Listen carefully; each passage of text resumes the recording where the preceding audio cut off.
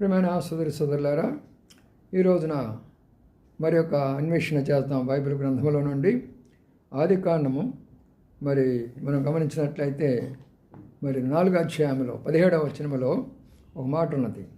కయ్యూను తన భార్య కుమారుడు ఉన్నటువంటి ఒక ప్రాంతం ఎప్పుడీ దాదాపుగా 6000 సంవత్సరాలు. ఇప్పుడు కాదు, ఇప్పుడున్న యవనస్తులకి ఏం తెలియకుండా బైబిల్ అది ఇది ఆ గ్రంథం ఈ గ్రంథం విమర్శిస్తుంటున్నారు.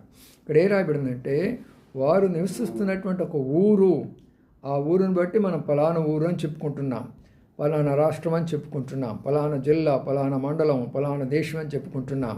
దానికి ఒక పేరు పెడుతూ వచ్చాం. అందుకని మనం కూడా పేరు పెట్టుకుంటున్నాం. అది చెన్నై పట్టణము, ఇది ముంబాయి, ఇది విజయవాడ, ఇది గుంటూరు, అనేకమైన పేర్లు పెట్టుకుంటూ వచ్చాం. ఊర్లకు ఒక పేర్లు పెట్టుకోవడము. ఊర్లంతా కూడా ఇప్పుడు కాదు, 6000 సంవత్సరాల్లో బైబిల్ రాయబడింది. ఏ గ్రంథంలో రాయబడింది? కాబట్టి బైబిల్ సత్యమని జ్ఞాపకం ఉంచుకొని